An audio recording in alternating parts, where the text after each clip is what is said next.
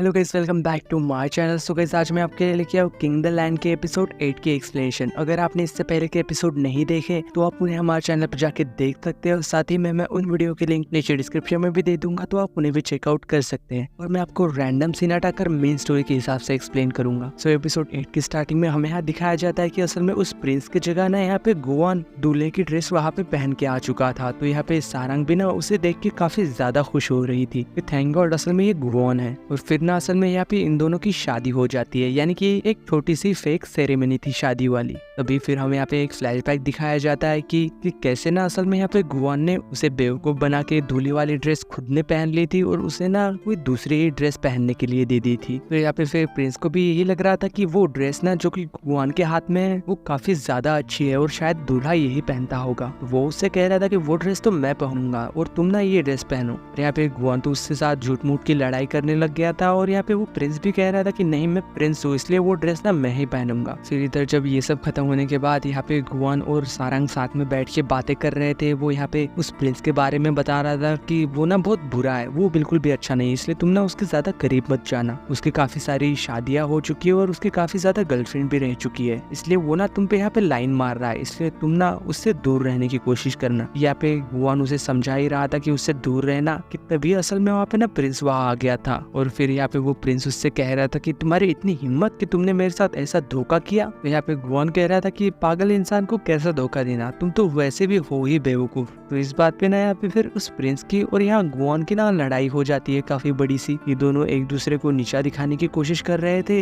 फिर यहाँ पे ना सारंग को भी इस बात पे गुस्सा आ गया था और उससे कह रहे थे कि अगर तुम दोनों ऐसे ही लड़ते रहोगे ना तो मैं ना वापस घर चली जाऊंगी और फिर तुम दोनों करते बैठना तुम्हें क्या करना है, तो मैं जाऊँ यहाँ से। तो यहाँ पे फिर असल में ये दोनों कहने लग जाते हैं कि अरे नहीं, हम तो फाइट नहीं कर रहे थे, हम तो बस मजाक कर रहे थे। तो इस बात पे ना फिर ये दोनों ही ना हंसने लग गए थे एकदम पागलों की तरह। और ये सीन ना असल में काफी ज्यादा फनी भी था। फिर जब बाद में हमें यहाँ पे रात में दिखाया जाता है, यहाँ पे प्रिंस ना अपने कमरे में चला गया था और यहाँ पे गुआन ना सारंग को एक स्पेशल कमरा देता है उसे रुकने के लिए, क्योंकि आज ना उसने बहुत ज्यादा काम किया। और फिर जब वो यहाँ पे उसे वहां से छोड़ के जा रहा था तभी यहाँ पे सारंग ने उससे कहती है कि मुझे भूख लगी है, चलो कुछ खा के आते हैं। तो फिर असल में यहाँ पे सारंग ना उसे एक जगह पे लेके गई थी नूडल्स खिलाने के लिए। और यहाँ पे ये नूडल्स खा के यानी कि रैमन खा के ना यहाँ पे गुआन भी ना काफी खुश हो रहा था और उससे कह रहा था कि वाह, मैंने आज से पहले ना इतना अच्छा खाना यानी कि इतने अच्छे नूडल्स कभी नहीं खाए। वही जब हमें यहाँ पे सारंग की दोस्त को दिखाया जाता है, उसकी फैमिली को, यहाँ पे वो उसकी बेटी ना असल में उसके डैड के साथ खेलने की कोशिश कर रही थी और कह रहे थे कि डैड आप भी ना असल में मॉम की काम में मदद कीजिए, क्योंकि उन्होंने आज हमारे लिए काफी अच्छा खाना बनाया था।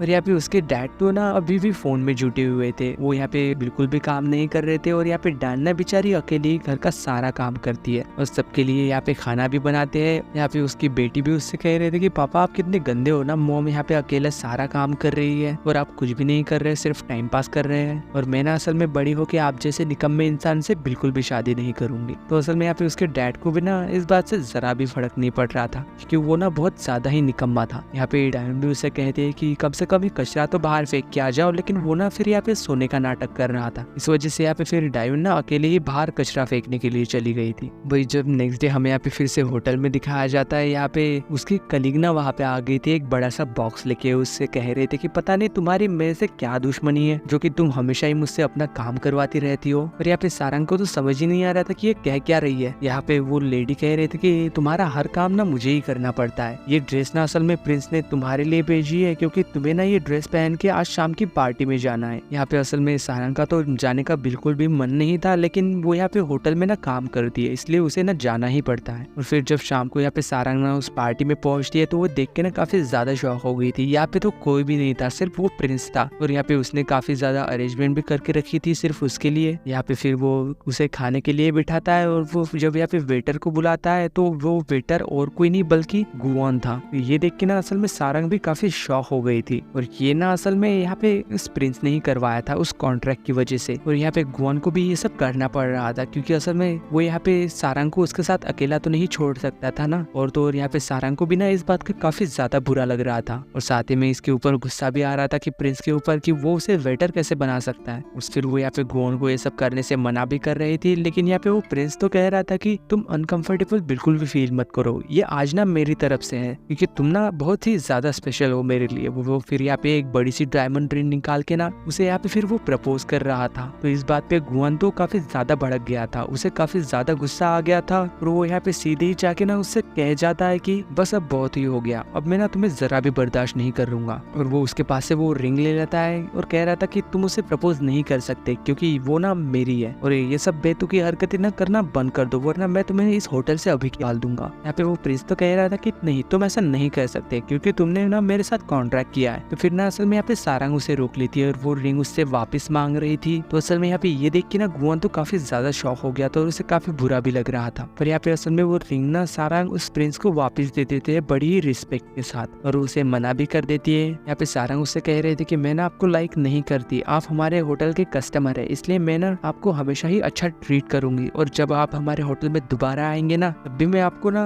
अच्छे से ही ट्रीट करूंगी। और यहाँ पे ये बातें ना असल में अपने कान लगाए हुए या गुआन भी सुन रहा था। तो यहाँ पे फिर वो प्रिंस से कह रहा था कि कोई बात नहीं, अगर तुम्हें रिजेक्ट ही करना था तो तुम्हें ये सब करने की क्या जरूरत थी, पर कोई बात नहीं, कुछ नहीं होता, मुझे ना तुमसे फिर भी मिलके काफी ज्यादा अच्छा लगा, पर कोई बात नहीं, जब मैं दोबारा आऊंगा ना तो इससे भी ज्यादा बड़ी रिंग लेके आऊंगा, तब मैं तुम्हें फिर से प्रपोज करूंगा। और फिर जब यहाँ पे नेक्स्ट डे ना वो प्रिंस वहां से जा रहा था, और वो यहाँ पे ना सभी लोगों को थैंक्स भी कहता है कि तुम लोगों ने ना मुझे बहुत ही ज्यादा अच्छा ट्रीटमेंट दिया। वो फिर यहाँ पे गुआन के गले भी लगता है कि मुझे ना आज बहुत ही ज्यादा मजा आया, मैं फिर से दोबारा आऊंगा। और वो जब यहाँ पे जाने लगता है ना तो यहाँ गुआन उससे कह रहा था कि नहीं, कोई जरूरत नहीं है यहाँ पे दोबारा आने की। और वो यहाँ पे फिर सारंग से उससे कह रहा था कि अगर तुम्हें उसे रिजेक्ट ही करना था तो तुमने ऐसा क्यों किया, वो रिंग मेरे पास से क्यों ली तुमने। तो यहाँ सारंग उससे कह रहे थे कि क्योंकि मुझे ना उसे रिस्पेक्टफुली रिजेक्ट करना था, इसलिए, क्योंकि उसने मुझे काफी अच्छे से प्रपोज किया था ना, और तो और हमारे होटल का गेस्ट भी था। वही जब हम यहाँ पे नेक्स्ट सीन में यहाँ सारंग की दोस्त को दिखाया जाता है, उसी एयर होस्टेस को, वो ना प्लेन में असल में गिर गई थी, इस वजह से उसके कमर में चोट लग गई थी। तो उसका वो दोस्त ना यानी कि उसका कलीग उसे यहाँ पे घर पे लेके आया था। तो यहाँ सारंग तो ये देख के शॉक हो गई थी कि ये लड़का कौन है। यहाँ पे वो लड़का बता रहा था कि इसे गिरने की वजह से ना चोट लग गई थी, और साथ ही में वो यहाँ पे कुछ मेडिसिन भी देता है उसके लिए। बाद में उसके जाने के बाद ना यहाँ पे सारंग तो उसके दोस्त को चिढ़ाने लग गए थे कि ये कौन है, कितना ज्यादा हैंडसम है ना ये, तुम्हारी जोड़ी इसके साथ बिल्कुल परफेक्ट दिखेगी। तो यहाँ पे उसके दोस्त तो कह रहे थे कि पहले मेरे कमर का दर्द ठीक करो, बहुत ज्यादा दर्द हो रहा है। लेकिन यहाँ पे फिर भी ना सारंग तो उसे काफी ज्यादा चिढ़ाने लग गए थे कि वो था कौन असल में। फिर बाद में असल में ये सभी दोस्त ना मिलके यहाँ पे सोना में चले गए थे।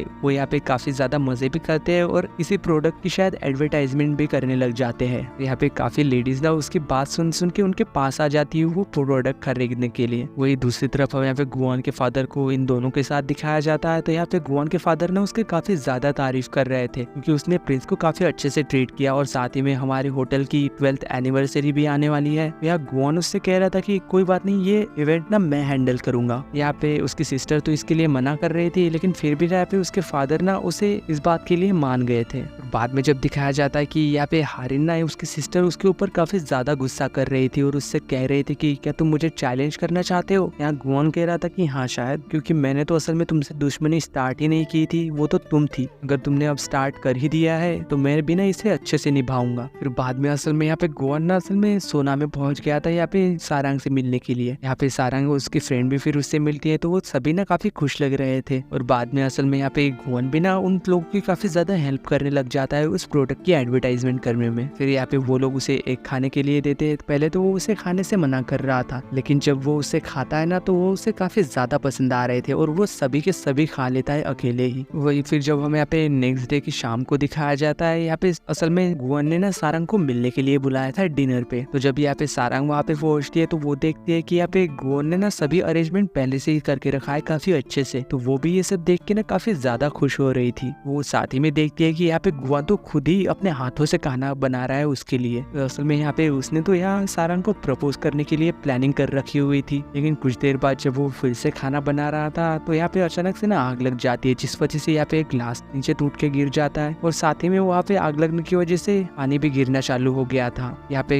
गुआन उसे बचा के ऊपर बैठा देता है और उससे पूछ रहा था कि तुम ठीक तो हो ना, तुम्हें चोट तो नहीं लगी। यहाँ पे सारंग तो उससे कह रहे थे कि हाँ मैं तो ठीक हूँ, लेकिन सारी डिशेस ना खराब हो गई, अब हम क्या खाएंगे। तो यहाँ वो कह रहा था कि मुझे इन सब की परवाह नहीं, मुझे तो सिर्फ तुम्हारी परवाह है। और फिर असल में ये दोनों ना एक दूसरे के काफी करीब आ गए थे, एक दूसरे को ऐसे ही देख रहे थे और ये दोनों ना फिर फाइनली इस कर ही लेते हैं। और ये ना इन लोगों की पहली किस थी। और इसी सीन के साथ किंग द लैंड के एपिसोड 8 की एंडिंग होती है। अगर वीडियो अच्छी लगी हो तो लाइक शेयर सब्सक्राइब जरूर करना। मिलते हैं नेक्स्ट वीडियो में, तब तक के लिए बाय।